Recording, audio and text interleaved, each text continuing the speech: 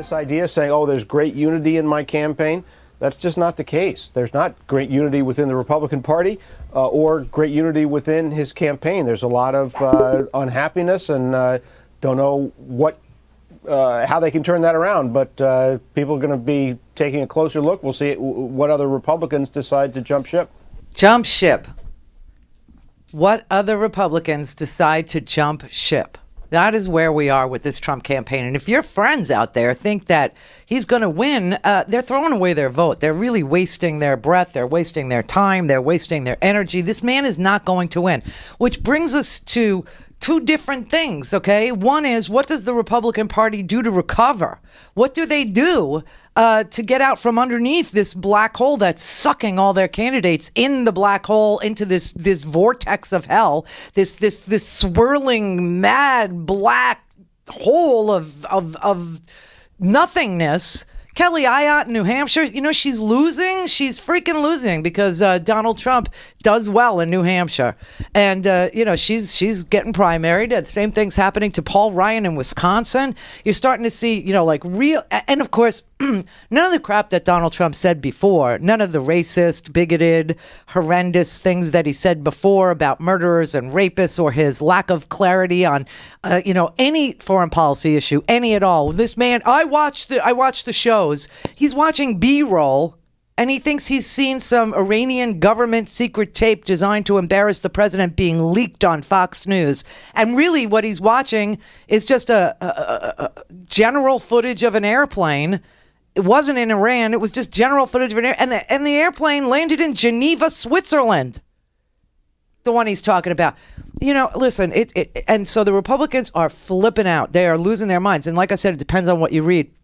Like I said, the National Review, they've got a number of authors, a number of writers. And so some of them are writing, Obama is right about Trump. That took my breath away, that headline in the National Review.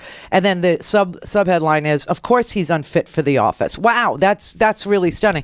But then you've got other people in the National Review starting to say that Donald Trump is a Hillary Clinton plant.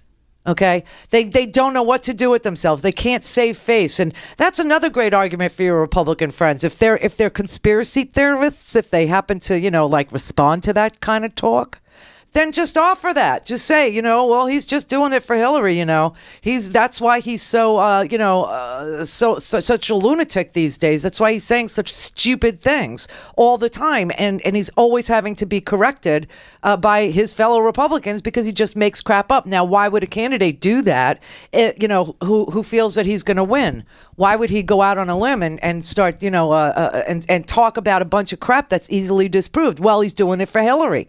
There's another fine argument for you to present to your Republican friends, because that's what the National Review, I've got these two articles in front of me, and they're torn. They're torn between Obama is right about Trump, he's unfit for the office, and suggesting Trump may be a Clinton plant. And they can't stop writing it now. They just can't. And I told you that was going to happen.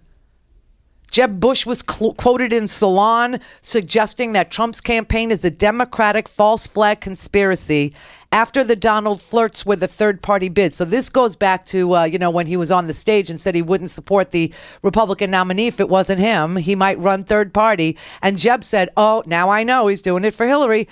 Then you got another National Review article that's called, Is Trump Working for Hillary? Not kidding. Not kidding. See, is Trump working for Hillary? National Review. He couldn't help the Democrats more if he were trying. Wait, maybe he is. ... That's what it says in it. It says the dictionary defines boogeyman. He's the boogeyman as an imaginary evil spirit referred to typically to frighten children. Hello, Donald Trump.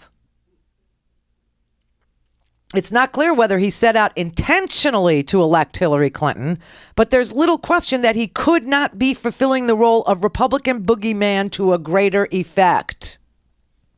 You see how they dance around it. But, you've got these thoughts out there. You've got, he's unfit to be president, period. Ronald Reagan was asked about, Harry Truman was asked about Dick Nixon, and he said, he's a lying crap, sack of crap. He's a lying bastard. He's a no good son of a bitch, right? You got that. And then, they degenerate into the 1988 election where Ronald Reagan was a sitting president and he was asked about his opinion of Michael Dukakis. And they were asking Michael Dukakis to release certain medical records. And Ronald Reagan said, I'm not going to pick on an invalid. Do you remember that?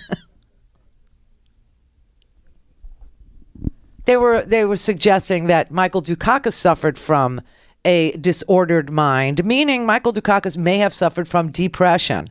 And this, in 1988, was enough reason to think somebody was unfit for office. They might suffer from depression. Now you got a sociopath up there, and some people in the Republican Party are willing to say so.